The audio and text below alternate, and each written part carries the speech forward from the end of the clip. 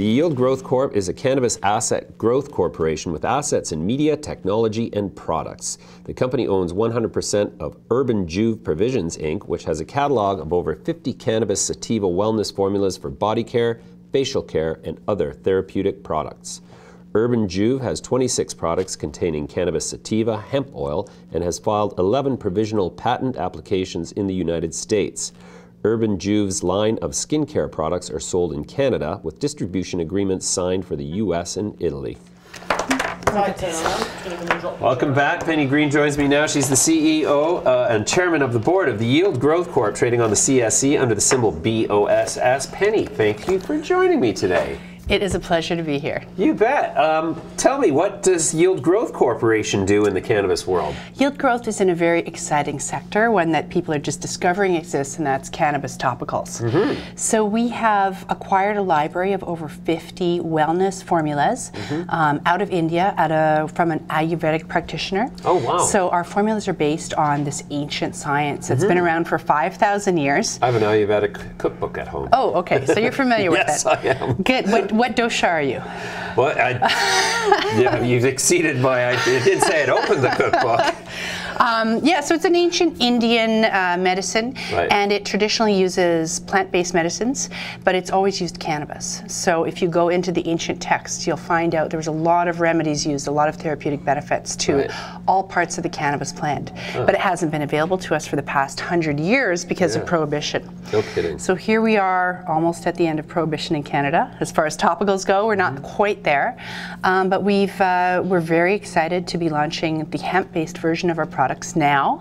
They're on the market through our subsidiary Urban Juve, and we're just getting into the THC and CBD versions that we're going to be launching in Oregon in a couple months. Wow, very cool. I've been eagerly anticipating the introduction of topical creams and lotions and everything based on cannabinoids because the Rick Simpson oil, which are you familiar with that story? That one I don't know. So Rick Simpson was a guy who just created this oil concentrate and ended up treating his own melanoma topically, and it was extremely effective. In fact, he became totally cancer-free. Yes. And so that story and others like that make me really glad about cannabis deprohibition. Absolutely. There's so much anecdotal evidence that topicals, meaning when you put cannabis on your skin, it can treat arthritis, it can treat chronic pain, and in some cases it's been known to cure cancer. Yeah, exactly.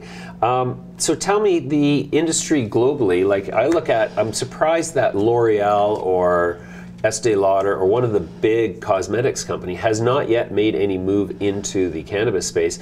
Do you see the potential that your products and company could become a takeout target for the likes of them? Absolutely. I mean, Estee Lauder does have one product on the market that contains hemp seed oil. So hemp seed oil's in a few cosmetics. It's been on the market for a while.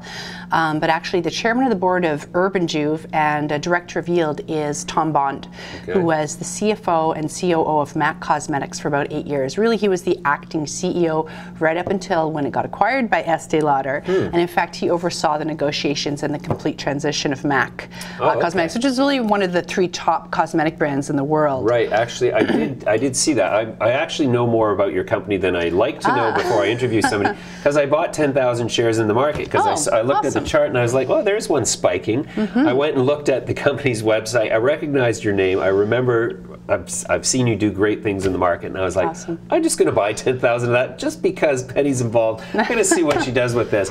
So yeah, so he's got deep industry experience in the cosmetic realm. His cosmetic contacts are amazing, and he's really an operational guy. So although he's a director, he's very involved. He works with us 2 to 3 days a week. He really sits down with our entire executive team and makes sure that we're doing everything right to launch an international brand. Wow. So you brought some samples there. Yes. What have you got? So these samples are all manufactured. These are all available on our website. So we've got the anti-aging serum. Oh, I'll take that for sure. And all our products, here you go. Can you I can have just it now. Yeah, just it? take it home. Oh, fantastic. Use it once a day, even twice a day. You put it underneath your moisturizer if you wear moisturizer. I've got moisturizers here too. You don't look like you have dry skin. I'm lucky if I comb my hair in the morning, believe me. Oh, that's a great packaging. Look at that. That's fantastic. Yeah, we get the packaging from Italy. Oh, it smells lovely too. The ingredients are from around the world. So if you look at the ingredients list here, very high quality ingredients, all natural, very high grade essential oils. Oh, very cool. And lots of them have various health benefits. Our secret ingredient, or our proprietary ingredient, is hemp root oil. So that ingredient doesn't actually exist in the marketplace until now. And it's been illegal in Canada until October of last year. So the Cannabis Act actually deregulated hemp root oil. Before that, it was a narcotic. Really? Yeah, and obviously even though it has no narcotic it has no cardiac, no, absolutely, but it has a lot of therapeutic and health benefits. So we're just getting out to demonstrating what those are through working with various medical teams. Sure. But anyways, this product is exciting. People really love it. It's for sale on our website, and we're just launching in various retail outlets now in Ontario, BC, and Saskatchewan. Okay, so does cannabis root oil contain CBD? It doesn't. It doesn't? So we have no CBD and no THC in these products, which means we can sell them anywhere. So we're getting ready, and they just became legal under the Farm Bill in the US too, so it's great timing for us. It's very exciting. Right. And this is a new ingredient, so we filed about 11 patents over the extraction process that we use to create it, as well as various formulas. These products I've launched here are not therapeutic, they're more cosmetic. Okay. They're registered with Health Canada. We have also this lip balm, which I hope you can enjoy. It's a very moisturizing lip balm. Okay. I think it's the best on the market. I can do that. I can wrap my head around and lip it balm. retails for $10 to $15. And by the way, the anti-aging serum is $85, so it's reasonable prices for this kind of thing. Wow. Urban Juve, where does the name come from? Well, we actually started off with the name Juve, thinking jovial, rejuvenate, and Juve. yeah, exactly, from the song. Sure. And we hired this new in-house counsel who's fantastic, Amy, and she's from Aritzia, and she also worked at Skechers, so she had this big international experience with brands, and she said, have you heard of Juvederm? We said, somehow our trademark lawyers missed that search, and they said, you got to differentiate. So it took us about 4 months to come up with another name. We couldn't, and we realized we needed 2 names, because trademarking beauty products is very tough. They've reserved everything. Yeah, well, it's really, I love what you've done with the packaging. It's really simple, and it's very attractive and elegant in a very simplistic way. These products, so you're building a beachhead of sort of market awareness with these products ahead of the legislation that's going to allow you to include THC and CBD once the mentality of governments catch up to the will of the people, so to speak. Yep.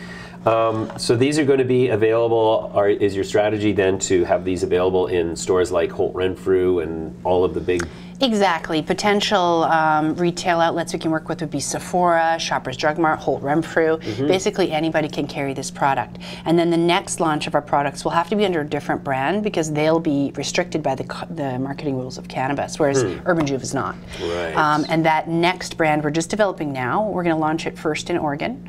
We found a licensed producer there, so they've got a network of 400 retail stores, cannabis retail, so we can put the THC products into use. So all that will be happening before we go legal here. We've identified a micro license producer here in BC, it's in British Columbia actually. I know we're in Toronto now.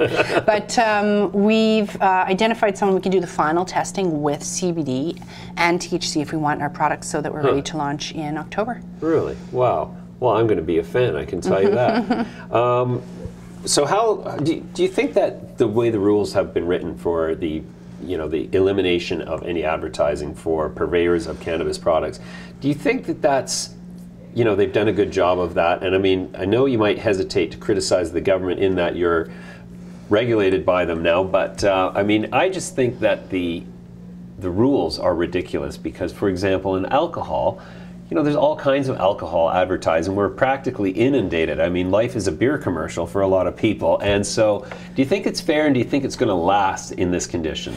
Well, I think it's a little bit overly restrictive. I mean, it's kind of a joke. You can't be glamorous, you can't be adventurous. Where do you draw the line? For topicals, it really should be a different set of rules. I mean, these are more medicinal. These are more therapeutic. So I think over time, the rules will change. At least I'm hoping they will, as is everyone else. You bet. Okay, so what's the primary driver of shareholder value for the shareholders in yield going to be in 2019? Well, we're named Yield Growth for a reason. We intend to grow aggressively through acquisitions and through launching our products in various territories. So we've already done $2.5 million, $2.4 million on our books that's disclosed for revenue in licensing agreements.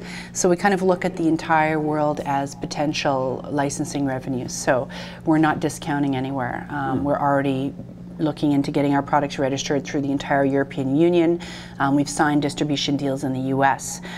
So we're really trying to be an international topicals company, and really with a $4.2 trillion wellness industry, I think we're well poised to shake it up. Well, interesting. It's a fascinating story we're going to follow with interest. Penny, we'll leave it there for now. We're going to have you back repeatedly throughout the life of this company. Thanks for joining me today. Thank you. It's been a pleasure.